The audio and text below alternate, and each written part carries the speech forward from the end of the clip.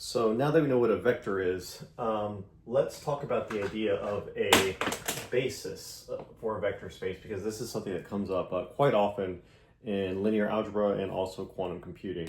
And so I have a vector that I've drawn here, and you can see that it's gone over by 1, 2, 3, 4. So let me draw a little dotted line here and draw a little dotted line there.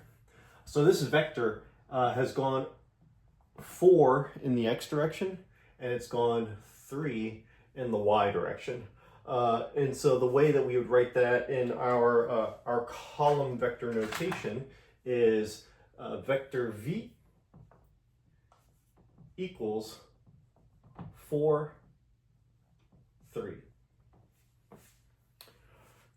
Now, we also know that we can add vectors together. So I could actually rewrite this. Instead of having 4, 3 like this, I could rewrite this as 4, 0 plus 0, 3. And so what, right? I've just written this vector v, which we had a very nice notation for. I've just written it in a slightly more complicated fashion. Like, who cares? I'm going to make it even worse, actually. Let's make it just a little more complicated. So we also know that a vector can be multiplied, it can be scaled by a number. And so, something like 4 times 1, 0 equals 4, 0, right? So let's make that substitution. Let's just make that a little slightly complicating factor. So equals 4 times 1, 0 plus 3 times 0, 1. Now you might say, okay, so why have we done this, right?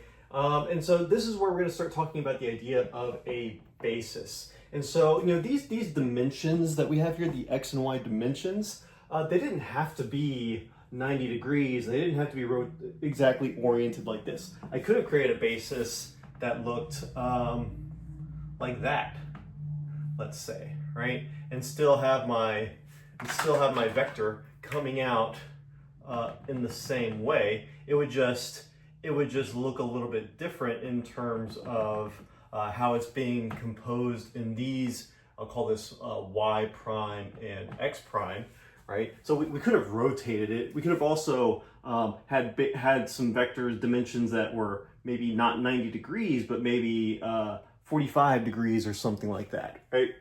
And so what we mean when we say basis is there's a set of units of like the fundamental atoms of this dimension where and I'll just spoil it. So the x basis, so the basis for the x vector is going to look like this: 1, 0, and what I'm calling my basis, my y basis vector, is going to be 0, 1. And so I can rewrite my vector v one more time as 4 times the vector x plus 3 times the vector y. And in general, it will usually be possible to write your vector v as some weight times a vector plus some weight times a vector, right? So these 4s and 3s, we call them weights sometimes. And so in general, your vector v, let's see, let me use a different color. Your vector v, that's bright neon green, don't want that. That's also bright neon green. All right, we'll stick with black. Your vector v, in general, can be written as some weight, I'll call this weight 1 times, vector 1 plus weight 2 times vector 2 plus weight 3 times vector 3, and so on and so on and so on, right? So we have this vector, this vector, and this vector, and each of these has a weight, and they're all being added together, and that gives us and these v1, v2, v3 would be the basis in some 3, 4, 5 dimensional space. So that's the idea of a basis for a vector space. And all we mean by linear independence is that so my vector could be written as a combination of x and y, right? So if I had a vector that was sticking out of the board, right? So coming in the third dimension like this, there is no combination of x and y vectors that will ever give me a point floating out here in space. I would need some other, I would need some third dimension, right? So I don't know, 5 times the z direction, something like that. I would need a third vector to account for coming out into space. So I would say that my z vector is independent of my x and y vectors, meaning there is no combination whatsoever of x and y vectors that will ever give me something in the z direction. That's what we mean by linear independence.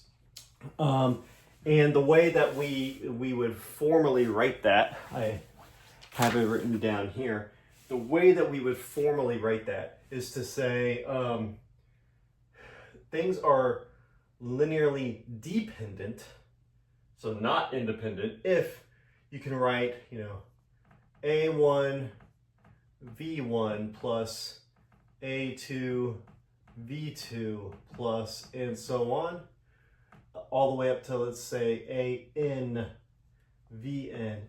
If we can add some weights of these basis vectors and get 0.